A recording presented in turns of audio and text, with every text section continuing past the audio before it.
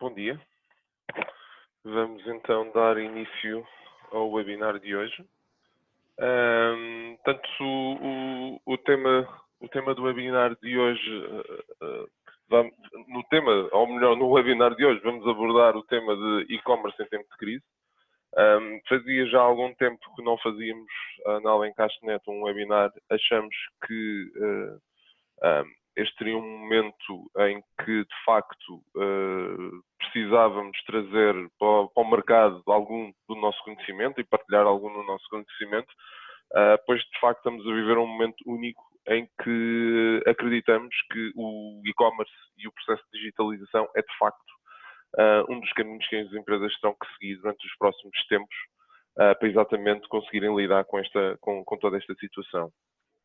Antes de passar ao tema do webinar propriamente dito, e visto que provavelmente nem todos os participantes nos conhecem, gostaria de facto também fazer uma breve apresentação acerca de quem somos. Portanto, a Alencastro.net é uma agência digital que está no mercado desde 2001. Focamos essencialmente, como o nome diz, agência digital, na vertente digital. Tudo o que tem a ver com e-commerce, digitalização, performance, marketing digital. Gostaria também de me apresentar a mim próprio. Portanto, sou o CEO da empresa desde a sua fundação, embora já trabalhasse na área desde 99.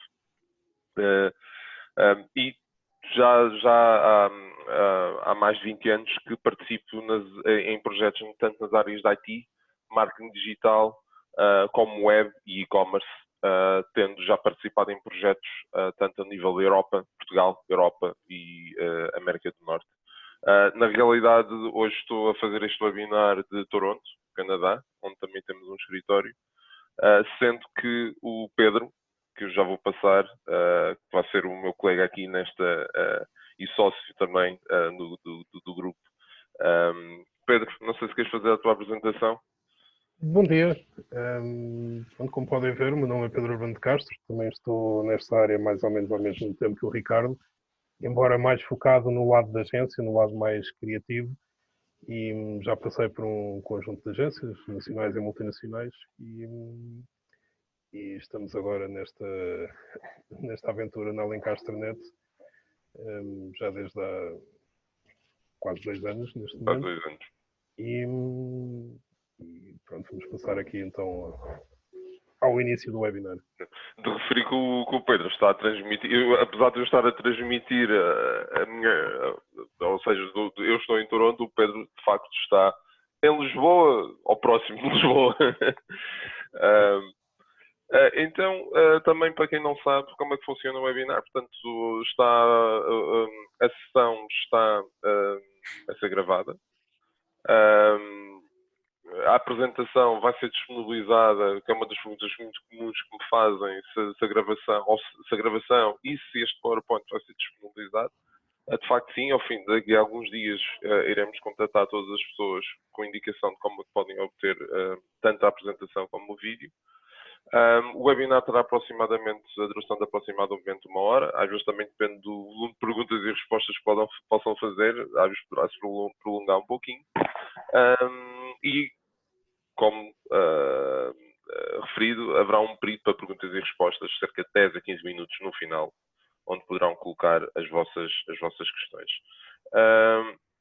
Um aspecto também a considerar, no software que estão a utilizar para aceder a este webinar, existe uma secção em baixo. Normalmente tem um balãozinho que diz Q&A, que é onde podem ir ao longo do webinar, podem ir colocando as vossas questões e as vossas perguntas. Em termos do programa do evento, iremos passar aqui por principalmente 4 tópicos. Repensar o e-commerce, abordar um pouco a tecnologia. Não vos quero cansar, digamos assim, com alguns temas, ou não quero abordar, entrar em profundidade em questões tecnológicas, mas no fundo alguma chamada de atenção para alguns cuidados que devem ter quando se quiserem e quando entrarem no mundo do e-commerce, se ainda não o fizeram. Os pontos 3 e 4 vão ser apresentados pelo Pedro, portanto, ferramentas de marketing. Portanto, no fundo, tenho uma solução de e-commerce e agora, o que é que eu faço? E também iremos apresentar um case study, neste caso até um case study de um cliente nosso, que de facto está a ser um caso de sucesso em plena crise de Covid-19, mas o Pedro irá explicar um pouco mais. E de facto vivemos uma situação pouco comum, portanto, num mundo em que a nova mensagem é trabalhadores de todo o mundo, afastai-vos, aqui tentando brincar um pouco a situação. A verdade é que o e-commerce e a digitalização de processos surgem como uma solução para a reconexão social, portanto, surgem como uma forma de facto, estarmos mais próximos. E isso obriga-nos, na nossa opinião, a repensar um pouco, a repensarmos todos o e-commerce e a repensarmos também o que é o e-commerce.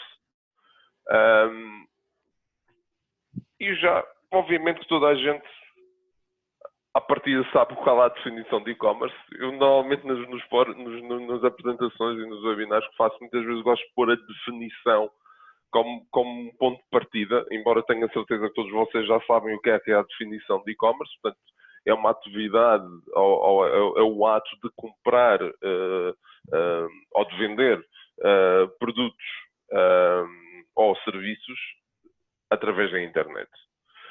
No entanto, quando eu falo em e-commerce, eu quase que aposto, a grande maioria das pessoas pensa nisto. Pensa no processo tradicional de e-commerce, pensa numa Amazon, pensa em visualizar produtos, pensa em fazer umas pesquisas pelos produtos, comparar preços, clicar no botão para adicionar ao carrinho e, de facto, fazer o checkout e pagar. E hoje em dia, estamos em 2020, a verdade é que esta forma de e-commerce já é a forma tradicional de e-commerce. Já temos 25 anos, quase 30 anos de e-commerce. E a realidade é que sempre foi assim. Portanto,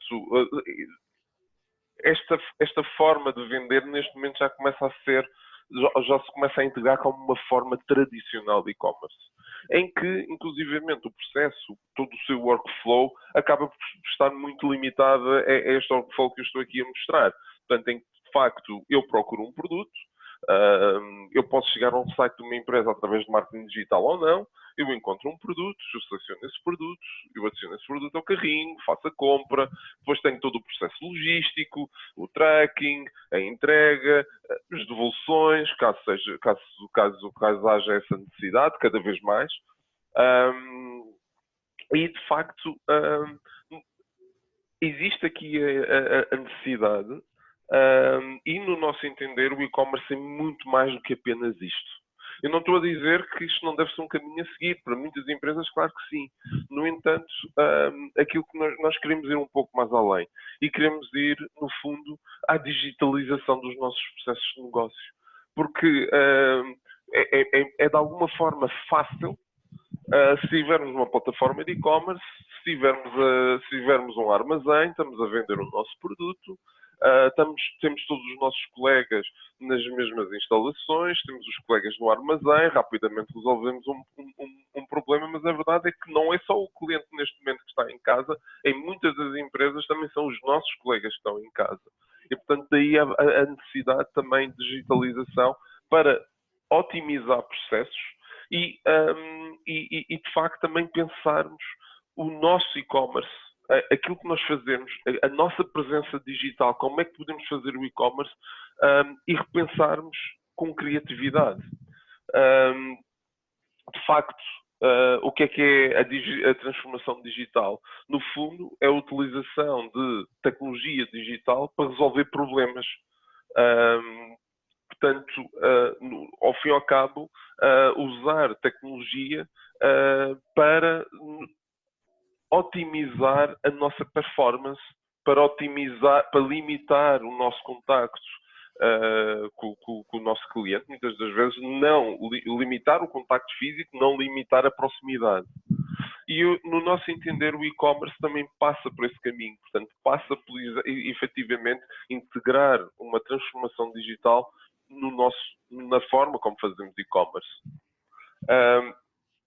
Hoje em dia, o e-commerce visto como um processo tradicional, claramente que o e-commerce, como surgiu, como existe uma Amazon, acaba por ser uma replicação, independentemente da tecnologia que se use para fazer gestão de armazém e tudo mais, mas na prática o e-commerce acaba por ser uma replicação de processos tradicionais com aquisição, sim, feita através do meio digital.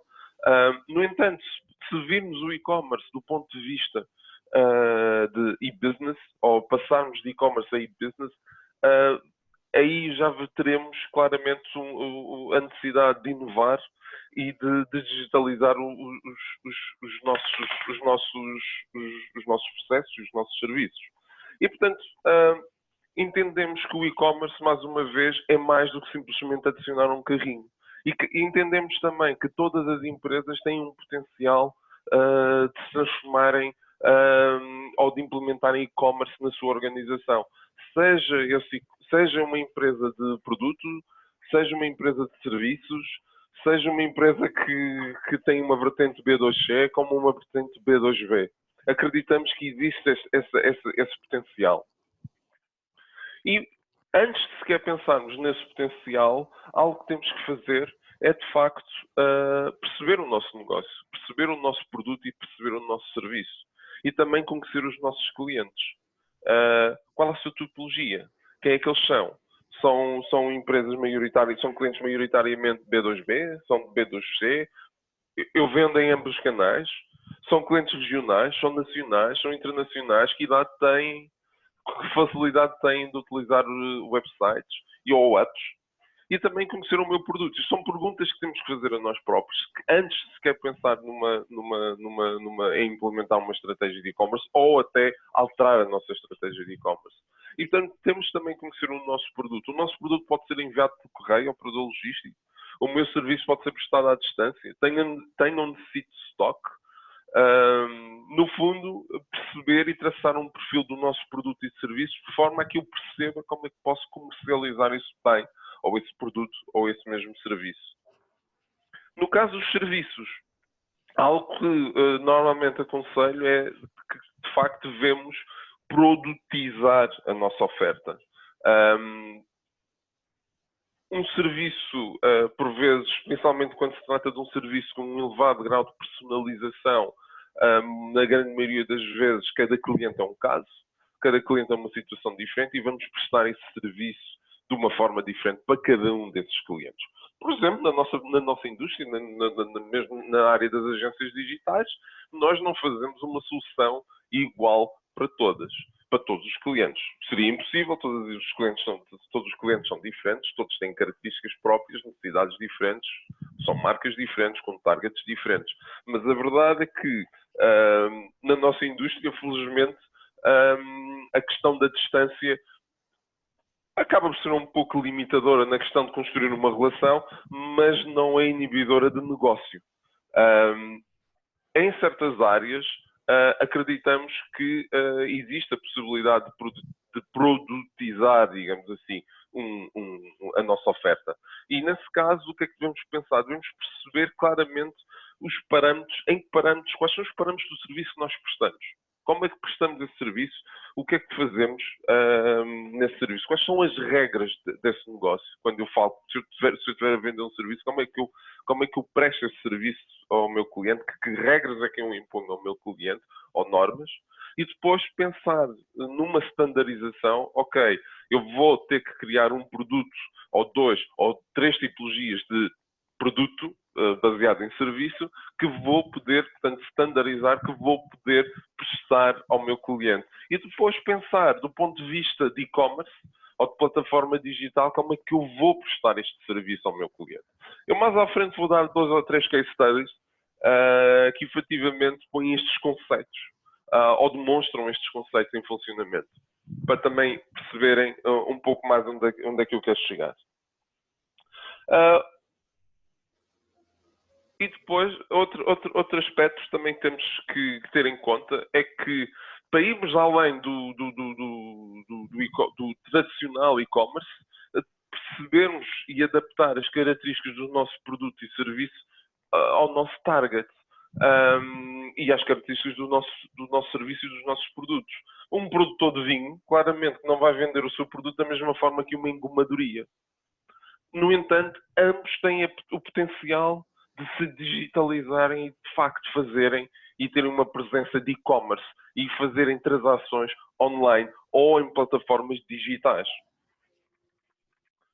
E, portanto, como é que passamos de um processo tradicional para um processo digital? Mais uma vez, identificar o perfil do produto e serviço, identificar quais são os nossos habituais processos de negócio, perceber o perfil do cliente, ou perfis, muitas das vezes temos mais do que uma tipologia de cliente, identificar que processos podemos digitalizar, o que é que fazemos hoje manualmente, que podemos digitalizar, o que é que fazemos hoje com contacto pessoal, podemos de alguma forma transformar num contacto digital.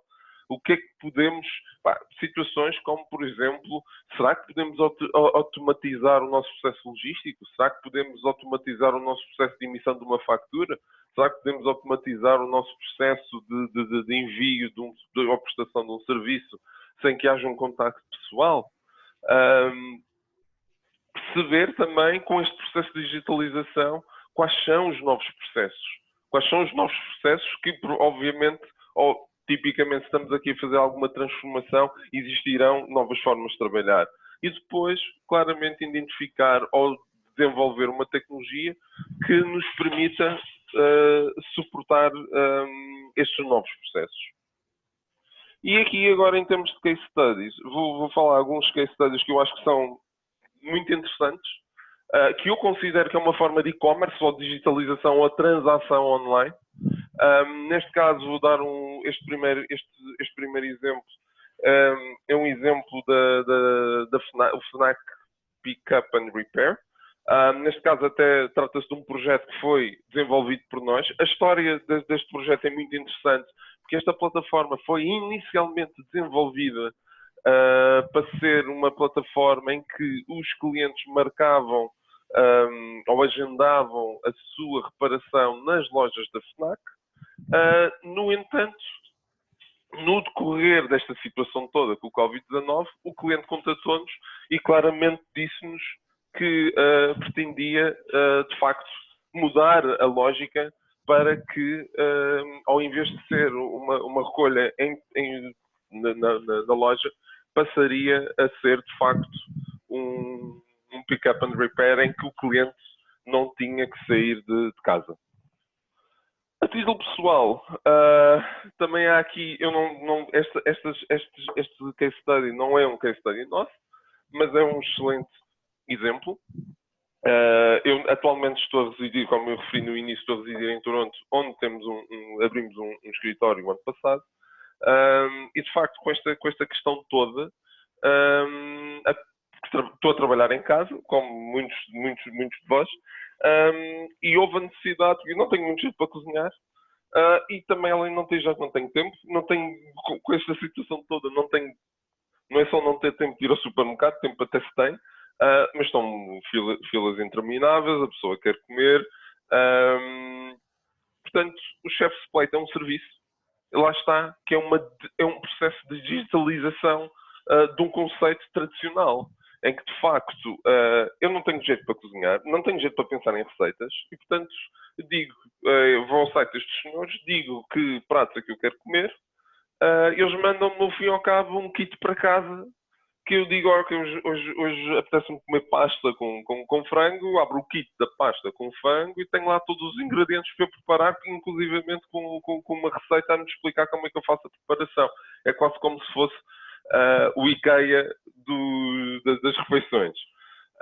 É um conceito muito interessante e de facto demonstra a capacidade de inovação e de digitalização de processos e, portanto, ir um pouco além daquilo que que chamamos o e-commerce tradicional. Um outro exemplo também, que eu acho muito interessante e que também sou eu cliente, também é aqui o serviço Alfred. Eu há pouco estava a dar o exemplo de uma engomadoria em que o processo acaba por ser diferente do vender um produto num catálogo de produtos, mas de facto existe espaço para digitalização de processos. Eu sou cliente destes senhores há 8 meses, sensivelmente. Não sei quem são, não sei onde é que estão, não sei onde é que eles têm instalações, mas uso-os, porque também, mais uma vez, não tenho tempo para andar a engomar as minhas camisas, e verdade, além de não ter, nem, se calhar nem só o tempo, também não há muita paciência para andar a engomar camisas. E, portanto, nesse caso, basicamente é uma app que se instala. Existem locais, por acaso no prédio onde resido, existem uns lockers onde eu posso meter a roupa e simplesmente vou à app e digo, meus senhores, está ali um cesto de roupa, faz favor, ou lavem, ou engomem, ou façam uma reparação, não sei do quê. Eu não preciso estar em casa para eles recolherem, eu não preciso estar em casa para eles me devolverem. No final, recebo uma notificação por e-mail e uma notificação na app a dizer, olha, Ricardo, a tua roupa já está no locker XPTO, podes ir lá buscar. E, inclusivamente, se nesse dia não estiver lá, posso ir buscar no dia a seguir. Portanto, extremamente prático. Nunca os vi à minha frente. Um excelente exemplo de digitalização de processos. Ou seja, de passar aquilo que é um serviço, um dito serviço tradicional, passar para um conceito totalmente digital.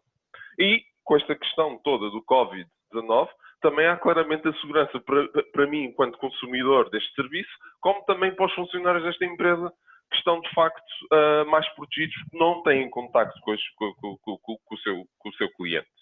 Contacto pessoal. Em termos tecnológicos, eu vou tentar ser aqui rápido, porque senão daqui a pouco o Pedro começa a ficar com pouco tempo. Do ponto de vista tecnológico, claramente hoje em dia há uma democratização do e-commerce. É muito fácil ir ao Google e pesquisar site e-commerce e aparece N soluções.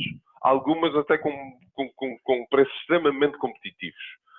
O grande desafio passa claramente por perceber quais delas se adequam à nossa realidade e à realidade do nosso negócio.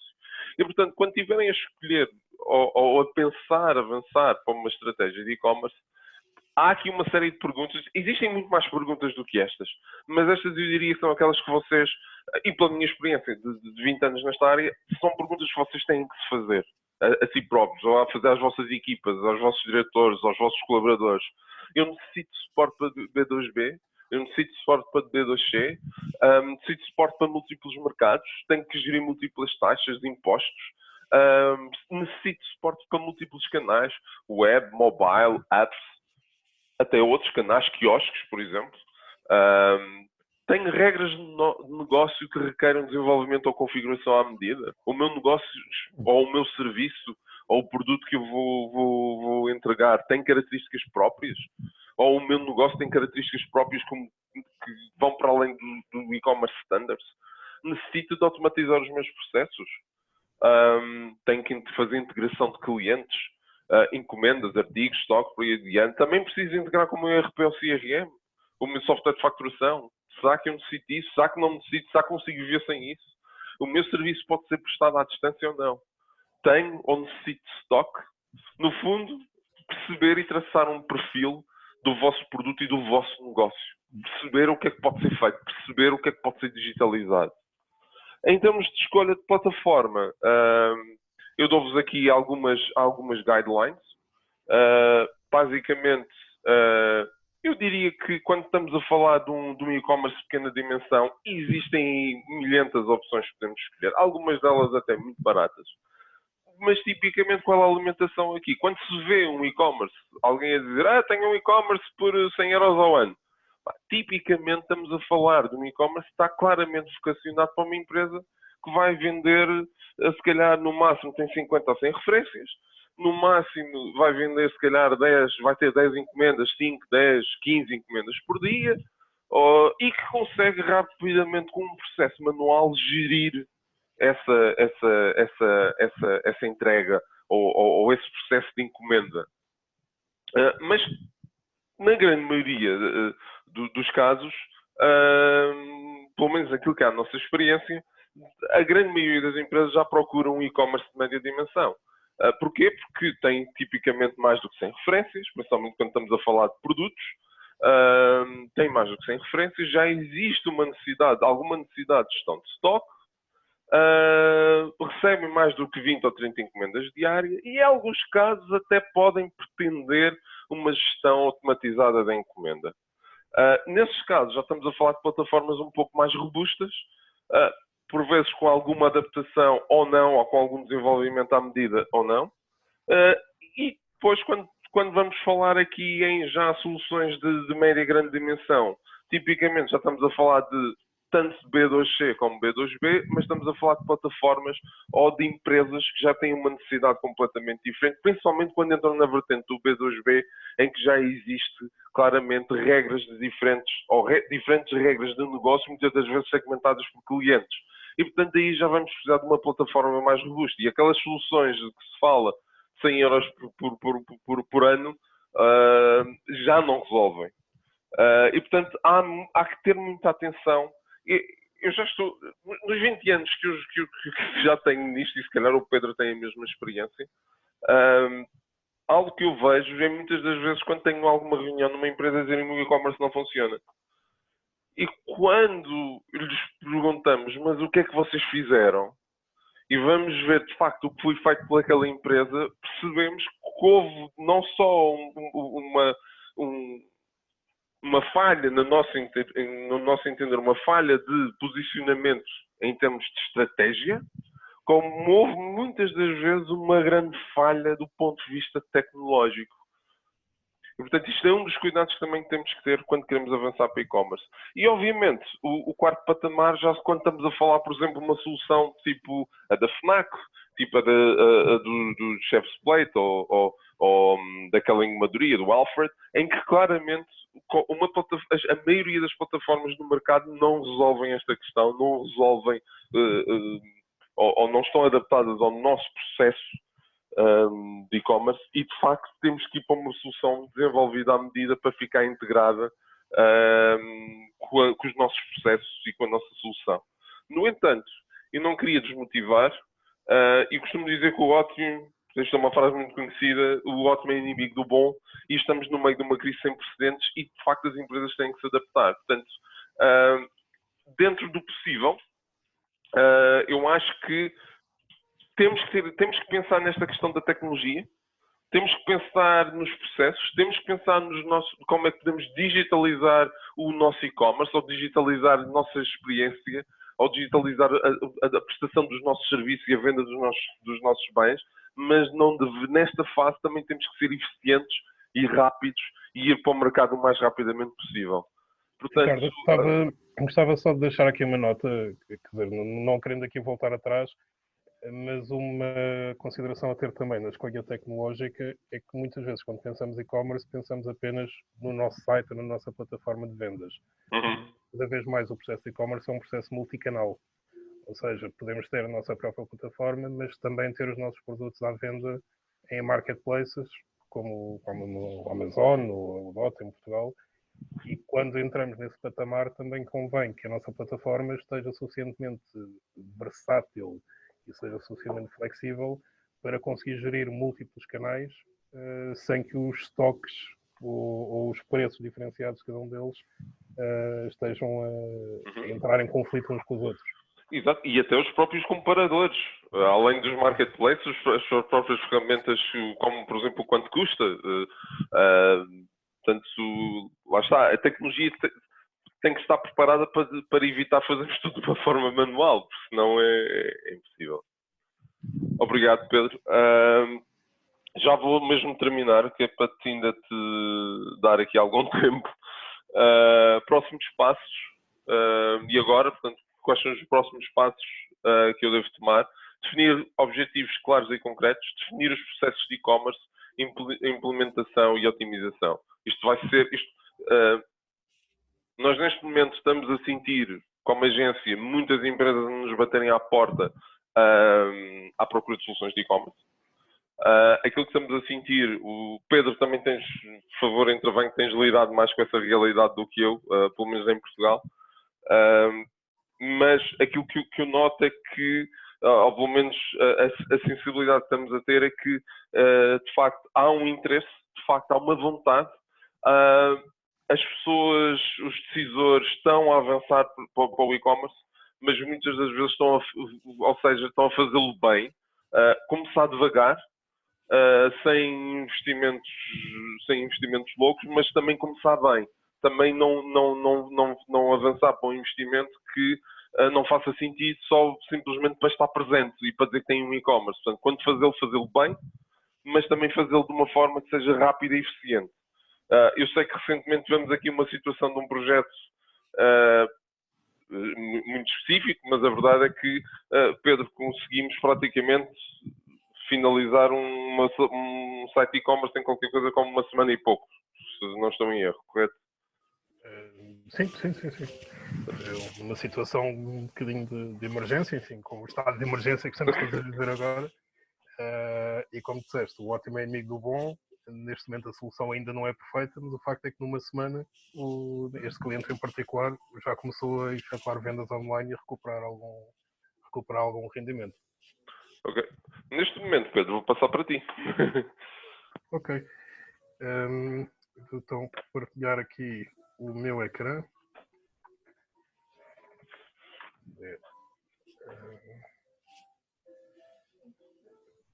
Este aqui.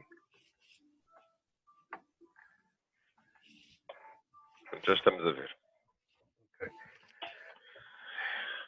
Dando aqui alguma continuidade ao que o Ricardo apresentou, o que é que nós estamos a verificar neste momento? A verdade é que, com a impossibilidade de sairmos de casa, as formas tradicionais de fazer negócio, de fazer comércio, estão a ter um impacto enorme. No entanto, isto está a ter um reflexo contrário no e-commerce. Isto aqui é um exemplo de um caso concreto de um cliente no setor da cosmética, em que vemos aqui o que ele vendia online desde o início do ano, aqui uma curva mais ou menos baixinha, em que fazia mais ou menos 1000 encomendas por mês, e de repente, no passado dia 14, estamos a falar de uma coisa muito, muito recente, chegou aqui a 2100 encomendas num único dia. Portanto, observamos aqui um crescimento exponencial, neste caso até superior a 50 vezes, daquilo que são os volumes de negócios gerados no e-commerce.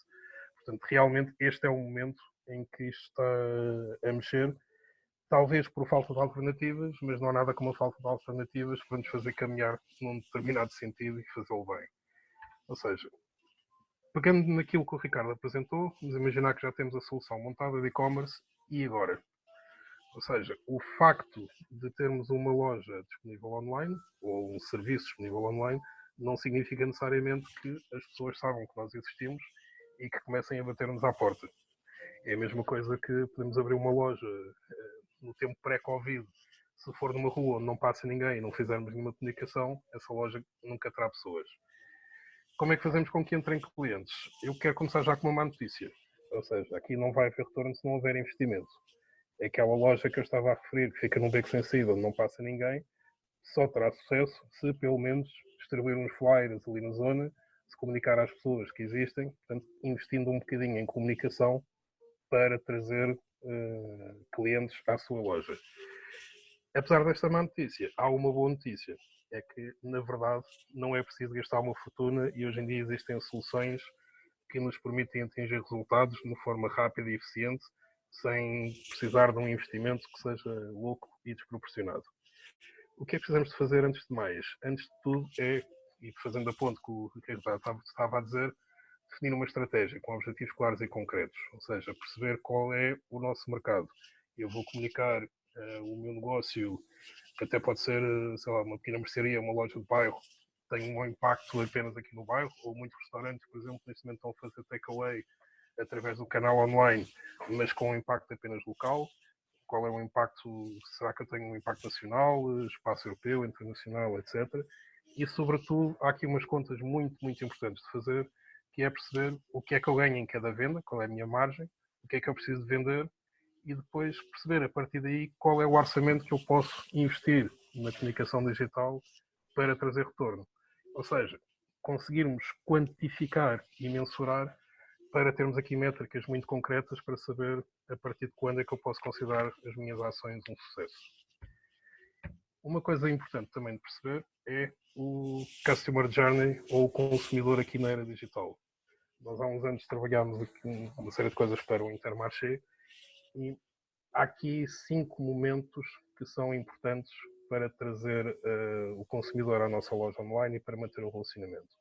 A primeira coisa é a atração, ou seja, como é que eu faço com que este senhor que está aqui fora passe a porta da minha loja, neste caso a minha loja online, e se torne meu cliente. Ou seja, tenho estratégias de conteúdo, tenho estratégias de investimento em mídia, tenho estratégias de influenciadores, social media, de SEO, um conjunto de ferramentas que me permitem trazer a pessoa cá para dentro. Uma vez que ele está dentro da nossa loja, como é que o envolvemos e como é que criamos um relacionamento com ele e que faça sentido e que ele perceba que efetivamente o relacionamento com a nossa marca, com o nosso produto, com o nosso serviço é algo que traz valor acrescentado. Daí passamos por uma fase de conversão, cada uma destas fases tem um conjunto de disciplinas de marketing associadas e, idealmente, se o serviço ou o produto correu bem, passar aqui para uma fase de fidelização e também de amplificação, ou seja, tornar esse cliente no nosso próprio porta-voz para trazer novos clientes. Eu vou passar aqui de uma forma relativamente rápida por um conjunto de ferramentas que temos à nossa disposição. Não vou entrar em grandes pormenores em cada uma delas, não teríamos tempo no âmbito desta apresentação, mas só para termos aqui uma noção do tipo de ferramentas que temos e do tipo de investimento que podemos contar com cada uma delas. Começando aqui por Search. Google Search ou Google Ads.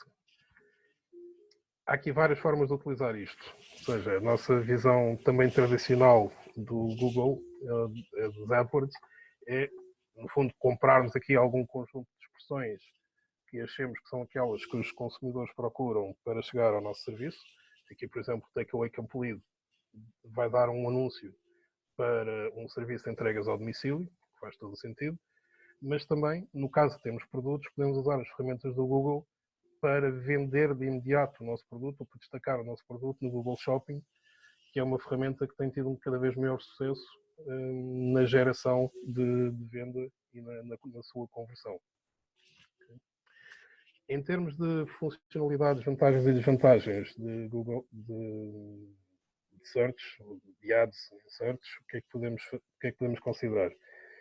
A grande funcionalidade que isto tem é a possibilidade de segmentarmos de uma forma muito, muito detalhada em função de parâmetros como o nosso mercado, como o idioma, como a geolocalização.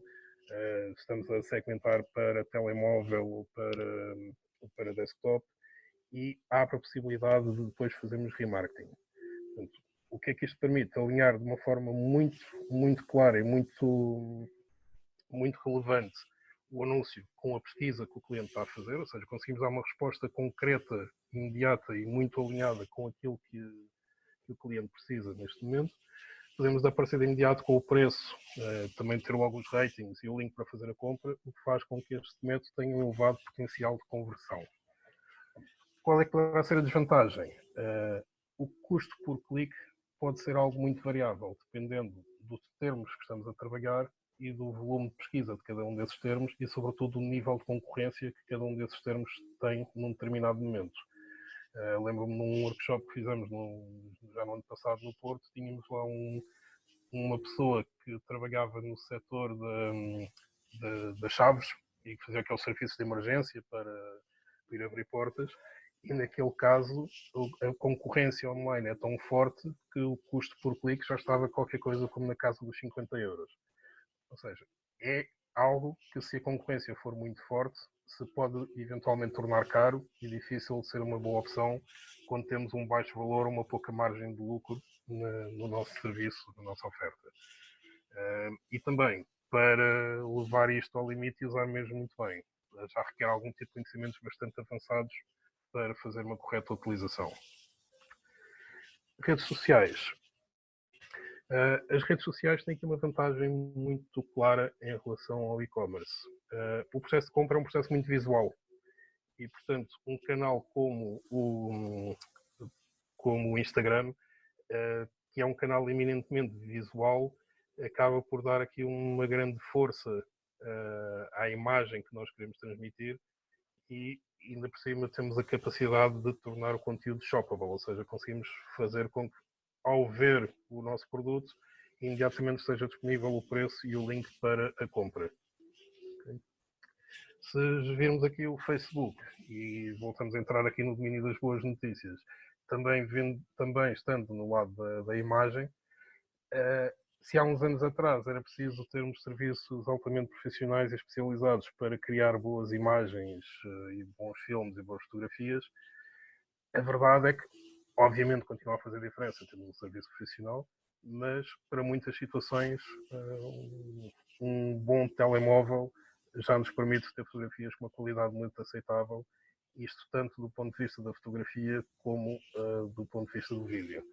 E depois usando estratégias que neste caso até não custam dinheiro, como uma escolha adequada de tags, nós conseguimos marcar o nosso conteúdo para aparecer num conjunto vasto de pesquisas e tem um alcance orgânico maior do que simplesmente aquilo que é o universo dos nossos seguidores.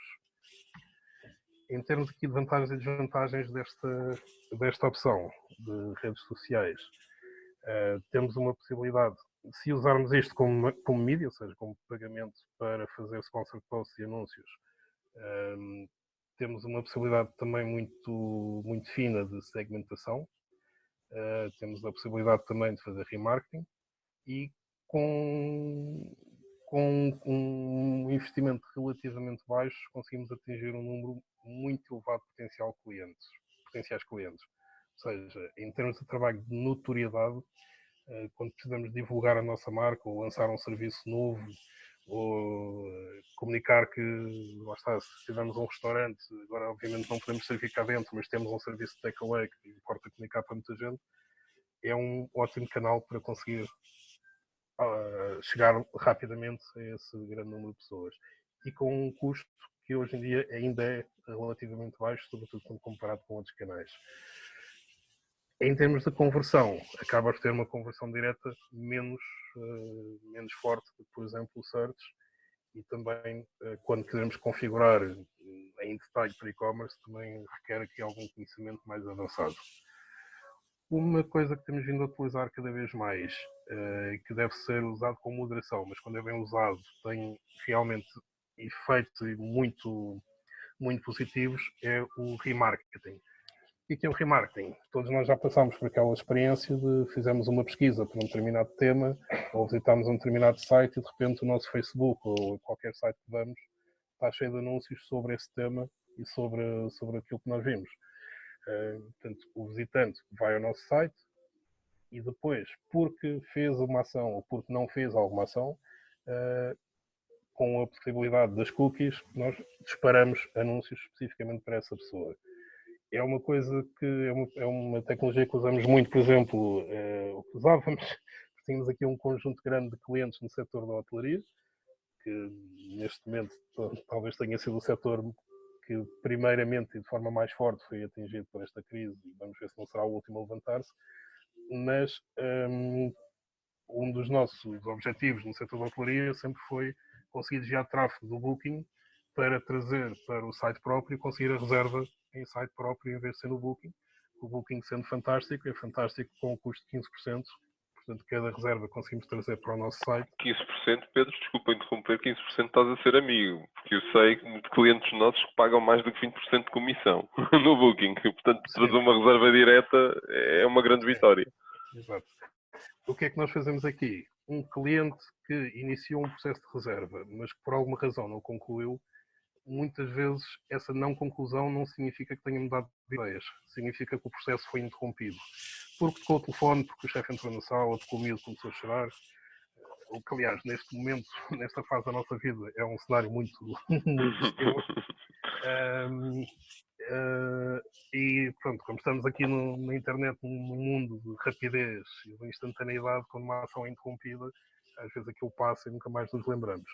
Nesse caso, lançamos muitas campanhas que, no fundo, servem para recordar: olha, tinhas ali uma reserva, acaba lá isto, e aí temos uma taxa de sucesso bastante elevada, porque faz sentido. Ou seja, não é aquele retargeting em que é algo que eu não estou assim tão interessado quanto isso, me vai massacrando com comunicações permanentes.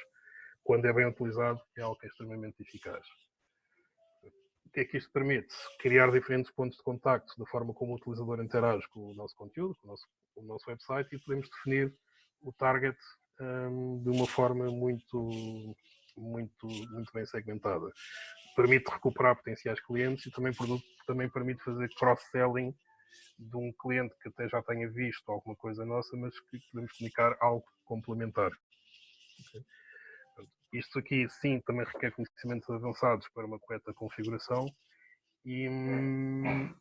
mas também há outra opção que temos vindo a desenvolver, que é uma segmentação de lookalike, que é pessoas, como nós todos temos um perfil, quer o saibamos, quer não, quando navegamos na internet, estamos sempre a ser perfilados pelo Google, pelo Facebook, por todos esses sites. Quando nós vamos a um site, isso fica registado. E, portanto, nós conseguimos fazer campanhas em que definimos que vamos procurar perfis de pessoas ou semelhantes a pessoas que até já tenham estado no nosso site. Ou seja, isso permite-nos fazer uma segmentação por interesse para pessoas que, mesmo não tendo interagido connosco, se parecem com outras pessoas para quem nós fomos relevantes ou interessantes e, portanto, comunicar com essas. Portanto, há toda uma panóplia de opções hoje em dia que tornam a comunicação extremamente eficaz e extremamente dirigida.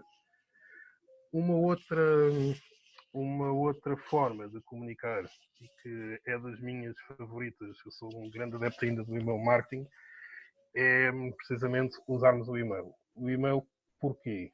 Se nós analisarmos aqui este caso, isto aqui é uma análise de performance de e-commerce de um cliente no setor da moda, e nós podemos ver aqui cada origem de tráfego, qual foi a performance que teve. E se vimos aqui, em termos totais, o e-mail, no total de utilizadores, trouxe menos de 10%. Mas esses menos de 10% tiveram muito menos taxa de rejeição, ou seja, entraram no site e continuaram a interagir, viram mais páginas que os outros, ficaram mais tempo e, sobretudo, em termos de taxa de conversão do comércio eletrónico, foram aqueles que tiveram maior conversão. Ou seja, estes 227 utilizadores que vieram aqui geraram 19 vendas e se virmos aqui a receita gerada no período que está nesta análise, é 1/3, sendo que acaba por ser muito menos gente do que aquela que veio através de outros canais. O e-mail continua a ser um meio extremamente eficaz. Aliás, também gostaria de dizer que se houver dúvidas em relação à eficácia do e-mail, eu diria que a vossa presença hoje aqui neste webinar é uma prova por si só, continua a ser um meio altamente eficaz. O que é que isto permite? Uma comunicação direta 1 para 1 com o consumidor e conseguimos fazer o tracking completo do seu comportamento e fazer um elevadíssimo nível de personalização. Ou seja, conseguimos reforçar muito a relação com o cliente e ter, como eu disse, esta taxa de conversão extremamente eficaz. Qual é que é a dificuldade aqui? Sobretudo desde a entrada em vigor dos regulamentos do RGPD. Já precisávamos antes, porque o RGPD, na verdade, só tornou boas práticas em imperativos legais, precisamos de construir a nossa própria base de dados, o que poderá ser um processo moroso e nem sempre fácil de gerir. Ou seja, comprar uma base de dados é algo que está totalmente fora de questão, temos que a construir e para isso temos que oferecer coisas aos nossos clientes ou subscritores que os façam querer realmente continuar a interação connosco. O que é que isso poderá ser? E aqui entramos na ferramenta seguinte. Conteúdo.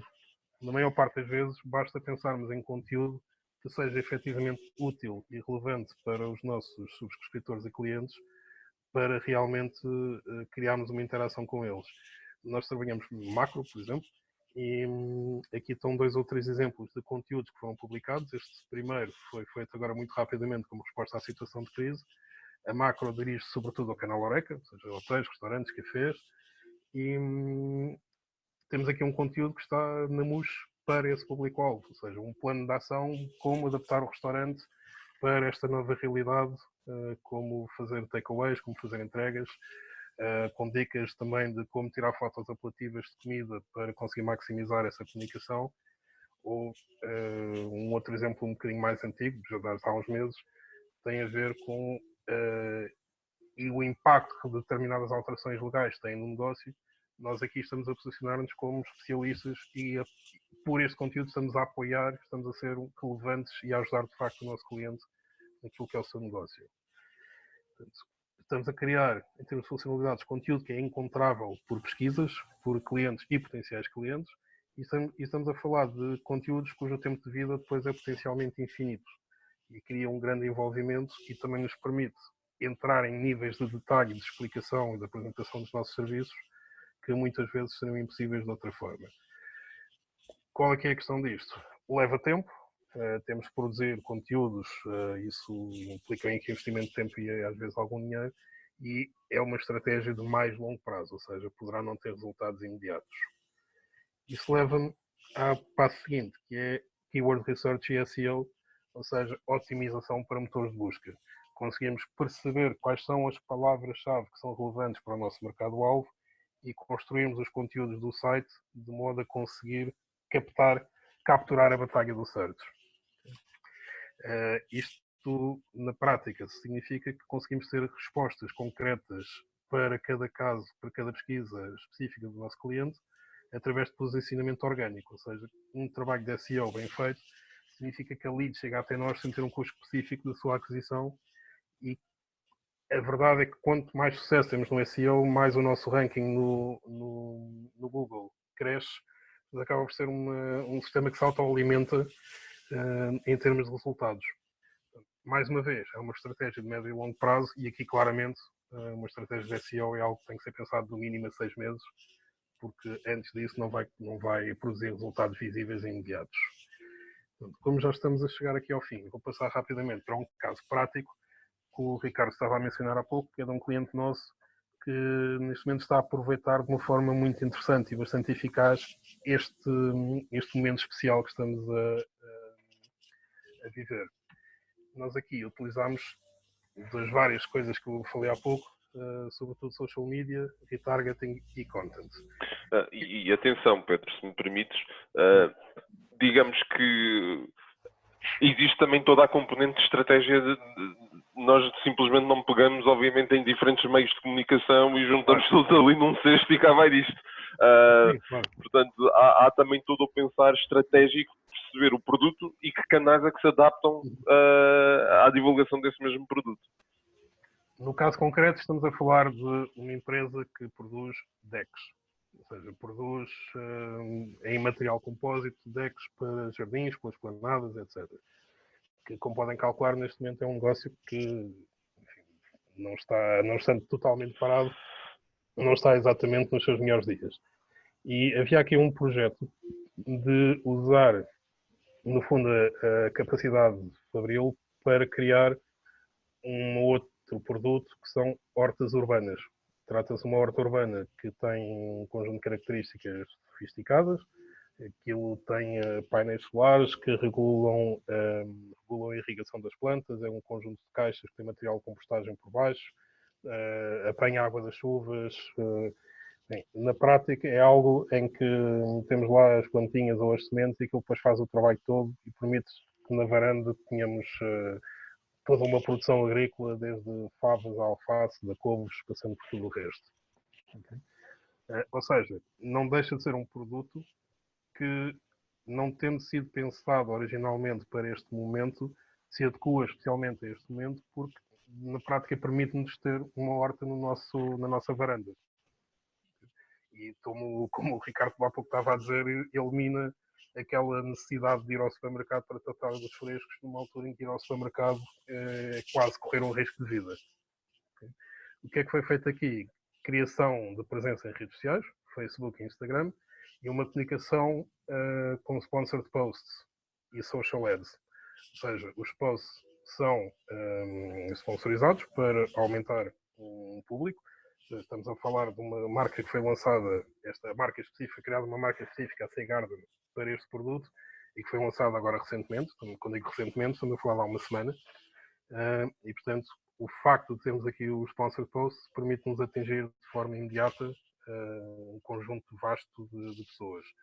E quando eu digo de forma imediata, e em termos de investimento, estamos a falar, se calhar, cada post tem 10, 15, 20 euros de patrocínio. Ou seja, não estamos a falar de gastar uma fortuna de de comunicação para uma campanha, como há uns anos se fazia em TV.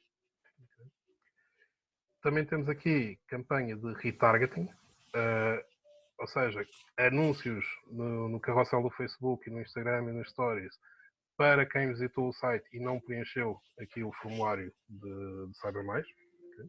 Aqui o objetivo, não sendo uma venda direta no site, continua a ser e-commerce. Na prática é uma digitalização de um processo em que isso vai gerar uma lead que depois passa para o departamento comercial. E, portanto, as leads aqui são a métrica principal do sucesso disto. Mas, sobretudo, aquilo que tem sido o trabalho com mais impacto tem sido content marketing.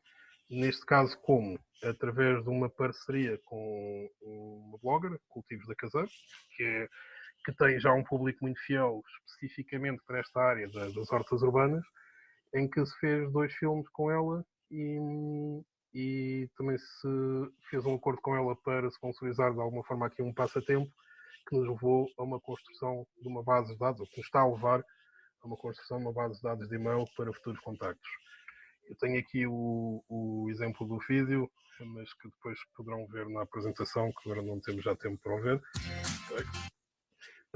E também fizemos, que foi lançado ontem, um passatempo comunicado no Facebook, também com sponsored post, que remete para o site, onde se está a oferecer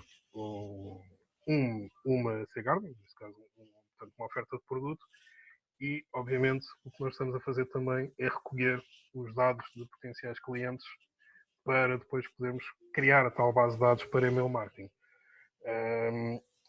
Isto foi lançado ontem.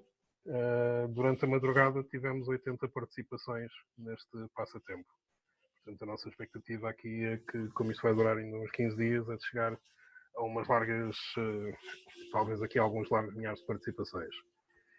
Para termos só aqui uma noção de resultados de uma primeira semana, temos aqui de custos. Estamos a falar de um custo por clique que está nos 3 cêntimos. Okay?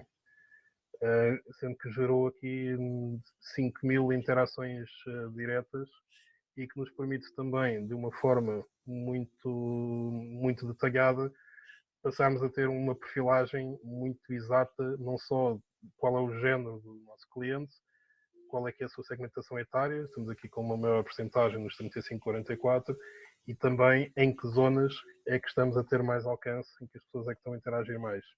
Okay? Isto é uma informação fundamental que nos permite depois ir orientando as ações de marketing e, no fundo, conhecer o nosso cliente.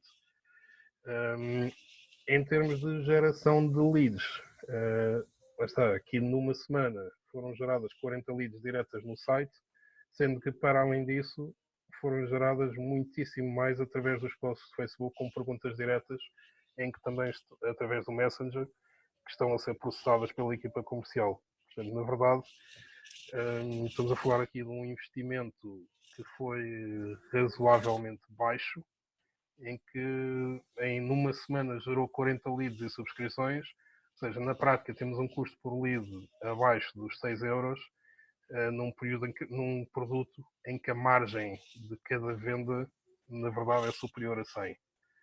Portanto, estamos a falar aqui de, na prática, à segunda venda, estamos a pagar a campanha toda. Okay? Bom, se calhar eu passava agora para o Ricardo para a parte das perguntas e respostas. Ok, Pedro, eu estava aqui a falar sozinho porque estava em mute. Vou passar então aqui para o meu lado.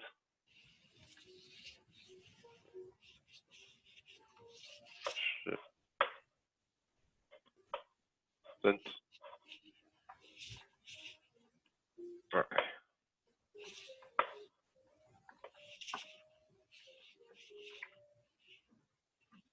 Portanto, vou passar aqui por toda.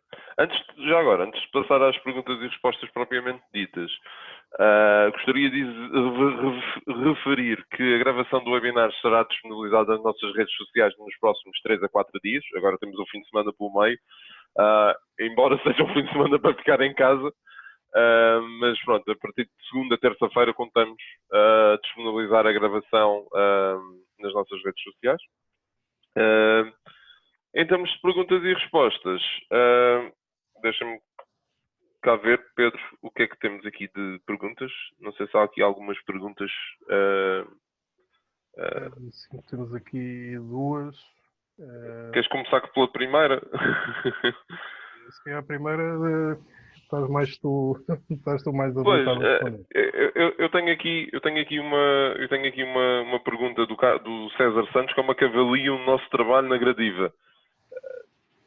Eu confesso que é uma resposta difícil de dar, porque eu não sei o que é que o César entende do nosso trabalho. Se refere ao site, se refere a algum trabalho de digital que tenha sido feito. O que eu posso dizer desse projeto em particular, sem também entrar aqui em detalhes e questões confidenciais que existem sempre com os nossos clientes, obviamente, é que foi um projeto de redesign de uma plataforma já bastante antiga. O site foi lançado, salvo erro, em finais de 2018.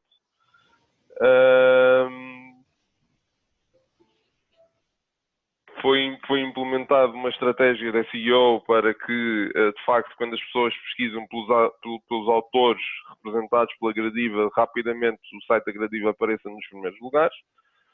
Na altura também porque também é a editora do José Rodrigues dos Santos, também foi feito um vídeo. Isso foi uma ação nossa quando ele lançou o livro Amante do Governador, se não estou em falha com o nome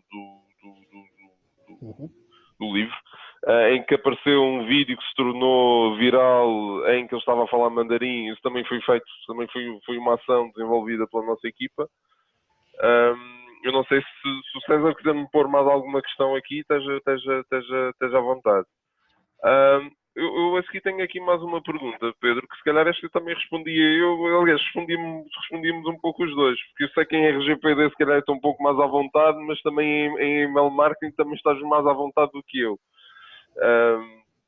Portanto, quais são as melhores práticas para começar uma base de dados para email marketing do zero, tendo em conta o atual panorama do RGPD, proteção de dados? Atenção, que eu acho que eu tenho a sensação que desde o lançamento do RGPD, eu tenho a sensação que anda-se a diabolizar o RGPD e andou-se de facto a diabolizar o RGPD, como se fosse uma completa limitação de envio, de utilização de e-mails. Não é uma limitação. As regras, inclusivamente as regras em Portugal, o RGPD face à anterior legislação. Atenção que eu não sou nenhum advogado, mas aquilo que eu tenho falado com os advogados, e pontualmente este é um tema que nos bate à porta, e de facto em Portugal já existia legislação muito restritiva em que o RGPD não veio alterar assim a grande coisa, com algumas exceções, de alguns pormenores. No entanto, por exemplo, o Pedro acabou de dar agora um exemplo de uma campanha em que, de facto, 40 pessoas partilharam o seu e-mail, 40 pessoas, de facto, têm interesse naquele produto. São 40 e-mails que foram recolhidos de uma forma perfeitamente legal, em que podemos comunicar com essas pessoas, sem qualquer limitação. Obviamente que aquilo que temos que garantir é aquilo que já garantíamos antes, a possibilidade de uma pessoa, a qualquer momento, cancelar a sua subscrição e não incomodarmos mais essa pessoa se essa pessoa não quiser receber mais e-mails da nossa parte. Um dos cuidados que nós temos que ter com o RGPD é claramente utilizar plataformas que nos permitem identificar qual foi a origem dessa subscrição inicial. Portanto, nesta campanha que nós estamos a fazer, se houver um log na plataforma de email marketing que me diga que esta pessoa registrou-se no dia X referente a esta situação, se em algum momento essa pessoa mover-nos uma ação porque entende que usamos indevidamente o nosso e-mail, nós temos evidências para comprovar que efetivamente foi-nos dada autorização. Outro aspecto também que muitas empresas, e obviamente que eu aconselho sempre a que falem com os vossos advogados, mas um aspecto também a ter em consideração é toda a gente fala no RGPD numa vertente de ter autorização ou ter a permissão. Mas existe algo no RGPD, eu li o RGPD de uma ponta à outra, e existe uma coisa chamada interesse legítimo.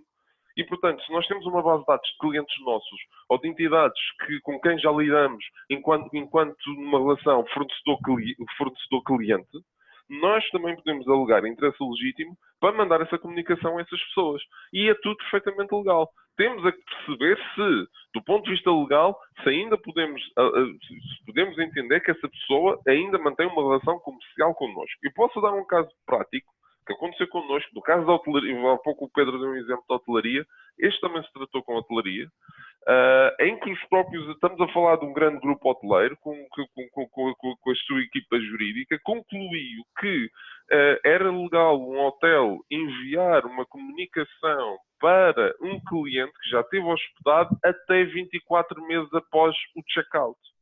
Porque entendia que esses 2 anos era o tempo em que podiam alegar ainda o interesse legítimo, como tendo havido uma relação comercial com aquela entidade. Eu, obviamente, que estou aqui a avaliar isto de um ponto de vista mais legal. Mais uma vez, não sou advogado, portanto, têm que sempre se aconselhar com o vosso advogado. O Pedro, se calhar, pode dar aqui também algumas dicas de como obter endereços de e-mail. Pedro, passo a palavra. Sim, será a perspectiva legalista da coisa, que é fundamental. Não sei se a pergunta não seria mais no sentido de, na prática, eu não tenho e-mails nenhuns, como é que eu faço para construir uma base de dados? Sim, mas eu gosto de dar sempre o toque, porque eu acho que fez do RGPD um bicho-papão. Sim, isso é fundamental. Nós temos aqui 2 ou 3 exemplos com esta campanha da Seagarden. Eu sou muito partidário do uso de redes sociais, mas tendo em conta sempre uma questão, que é as redes sociais são sempre um espaço onde nós estamos, de alguma maneira, por empréstimo. Ou seja, nós estamos no Facebook, mas significa que estamos na plataforma do Facebook, na plataforma do Instagram. Em regra, gosto de considerar as redes sociais como uma forma de angariar pessoas para virem para aquilo que é a nossa propriedade, que é o nosso site. E no nosso site, então, conseguir ter o contacto das pessoas, daquilo que são os nossos, aqueles que se deram ao trabalho de efetivamente nos visitarem, conseguir capturar essa vontade de estabelecer uma relação e de continuar essa relação. Como é que fazemos isto? Muitas vezes com algum tipo de oferta. Em plataformas de e-commerce é muito comum, quando entramos, a ver um pop-up a pedir a subscrição na newsletter e dando algum tipo de oferta na primeira compra. Aliás, 5%, Pedro, qualquer tipo de vantagem. Já que falas nisso, Pedro, se me permites, até vou mostrar um exemplo de um cliente nosso que já... não sei se já estão a ver o meu ecrã, penso que ainda está. Em que a Esperanto Collection faz exatamente isso. Portanto, o cliente registra-se e vai receber um cupão por ter registrado com o e-mail. Certo.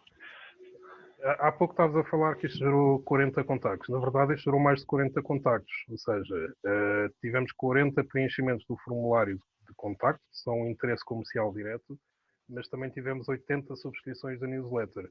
Ou seja, pessoas que não querendo já avançar para uma compra, manifestaram a sua intenção de continuarem a ser a ser impactados pela comunicação da marca. Isto para não falar também de todas as perguntas que foram geradas, neste caso nos posts de Facebook, e que também foram respondidas e encaminhadas pela equipa comercial.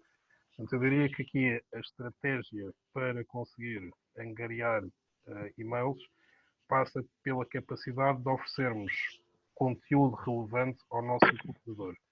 Não tem necessariamente que ser sempre uma questão monetária, ou seja, a oferta dos 5 euros ou a oferta de um desconto tem sempre um impacto grande, mas muitas estratégias passam pela criação de conteúdo, como por exemplo, vi há pouco na Macro, conteúdo que é muito relevante para o canal Oreca, muitas vezes é feito, por exemplo, sob a forma de e-book, como, por exemplo, as melhores práticas para fazer qualquer coisa, e que para descarregar o e-book precisamos dar o nosso e-mail. E muitas vezes isso também significa que não só que estamos a criar a base de dados, mas estamos, ao fazer esse género de ações, a qualificá-la, porque se num primeiro momento se calhar vou só pedir o nome e e-mail, se calhar num segundo momento vou pedir a data de nascimento, se calhar num terceiro momento vou-lhe pedir qual é que é o tipo de indústria onde trabalha, que significa que vou tendo cada vez mais um conhecimento profundo sobre o meu cliente, que significa que posso segmentar e detalhar cada vez mais a comunicação e o email marketing. Penso que podemos passar à próxima pergunta, Pedro. Tem aqui esta pergunta eu deixo para ti. Qual é a plataforma que recomendam para email marketing? Eu tenho alguma dificuldade em recomendar especificamente a plataforma A ou a plataforma B. Nós temos trabalhado com várias. Eu diria que o fundamental é que hoje em dia respeitem as normas do RGPD, ou seja, que tenham formas automáticas de conseguir fazer a gestão dos utilizadores, ou seja, eu querer sair da lista, subscrever, cancelar a subscrição, poder anular o meu histórico se assim o desejar, e que tenham uma boa ferramenta estatística para depois perceber exatamente não só quantos e-mails é que enviei, mas quantas pessoas é que atingi, quantos é que abriram, e idealmente que tenha depois a possibilidade de fazer automação de email marketing, ou seja, que consigamos criar workflows em que, por exemplo, eu sei que se uma pessoa não abriu um determinado e-mail, venho enviar um segundo com um subject ligeiramente diferente, ou então que possibilite coisas como recuperação de carrinhos abandonados ao integrar com a minha loja online. Há várias coisas no mercado. Eu aí acrescentava também a possibilidade de segmentação, porque principalmente numa base de dados muito extensa, a segmentação também é um aspecto extremamente importante.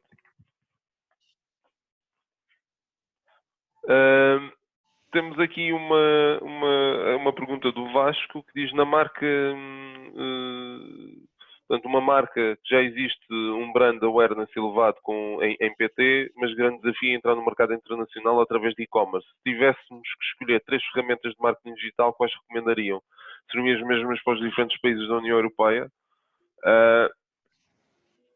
Se me permites, Pedro, até porque eu tenho aqui alguma já experiência internacional até no nosso próprio caso e estás à vontade também para acrescentar, eu diria que não podemos, em termos de estratégia de marketing, numa estratégia internacional, muitas das vezes a nossa tendência é replicar aquilo que já fazemos em Portugal, por exemplo. E a minha experiência pessoal, nós temos escritórios em Copenhague, temos agora um escritório em Toronto, e aquilo que resulta bem em Portugal, eu já tive experiência de situações, estratégias que resultam muito bem em Portugal e que não funcionam simplesmente no mercado nórdico, mas que se calhar funcionam mais ou menos bem no mercado norte-americano. Portanto, é muito difícil nós dizermos, olha, o caminho é pelas redes sociais, ou o caminho é por uma estratégia de search, ou por uma estratégia de outbound, ou por uma estratégia de content. Teríamos que perceber a marca, teríamos que perceber quais são os concorrentes dessa marca nesses países, e teríamos que fazer aqui algum benchmarking e perceber o que é que a concorrência direta nesses mercados em que queremos penetrar está a fazer e que resultados é que eles estão a ter. E a partir daí, sim, decidir que caminho é que vamos tomar. Não sei se é relativamente a esta pergunta tens alguma coisa a acrescentar, Pedro? Não muito, na verdade, isso depende sempre da análise de cada circunstância e de cada mercado. Há vários tipos de estratégias que podem ser usadas. Por exemplo, um dos clientes que nós trabalhamos há muito tempo é a Delta Q, das cápsulas.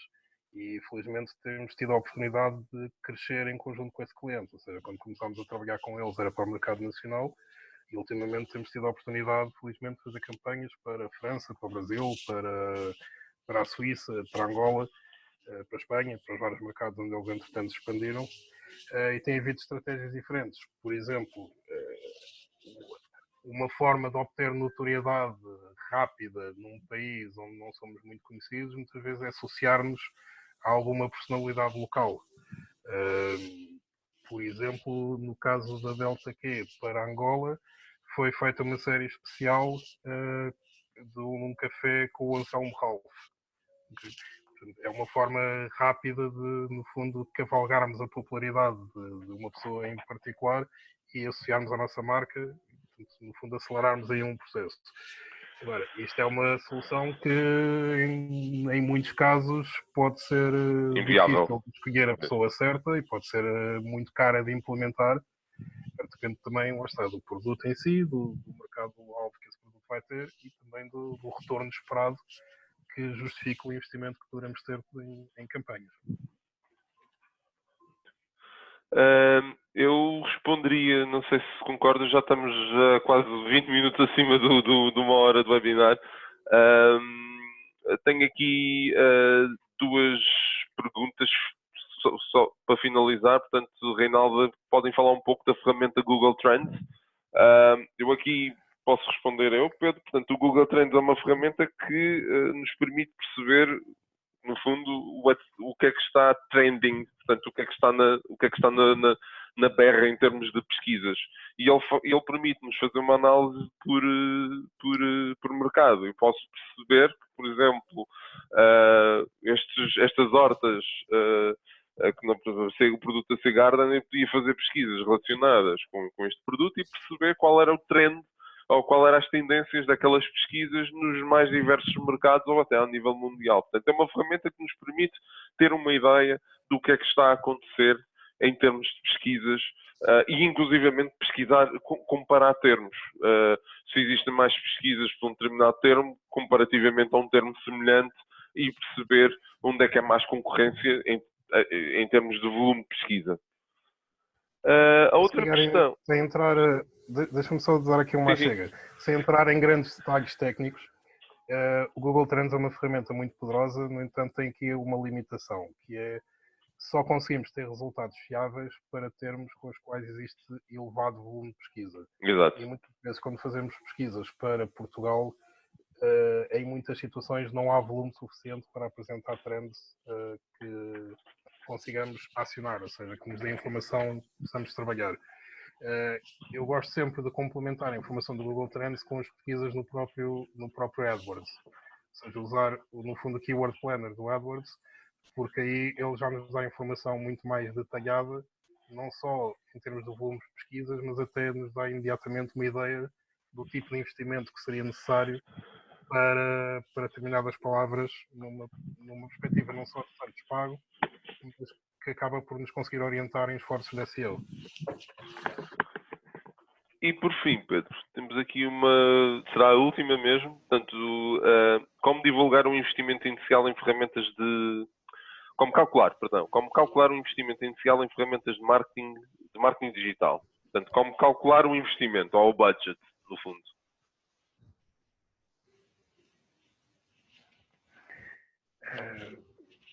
E também há várias formas de fazer isso, e há várias fórmulas, mas grosso modo a questão aqui acaba por voltar ao que eu disse há pouco, que é saber exatamente qual é que é a margem que eu obtenho em cada produto e ter aqui um objetivo de vendas de produtos. Se eu tiver, para fazer contas fáceis, uma margem de 10 euros num produto, se eu conseguir vender 1000 produtos, estou a gerar 10 mil euros dessa margem. Ou seja, não estou a falar do preço de venda, estou a falar da margem gerada. E a partir daí, em regra, de uma forma muito clássica, se calhar 20 a 25% desse valor pode ser aplicado em marketing. Mas lá está, isso depende muito depois da realidade de cada empresa e enfim, da disponibilidade financeira, da capacidade de investimento. Ok, Pedro. Pronto, vamos então dar por terminado. Gostaria de agradecer a todos a vossa participação. Esperamos que tenha sido do vosso interesse e gostaríamos, de facto, contar com a vossa presença em webinars futuros. Ok, muito obrigado. Obrigado. O resto do bom dia.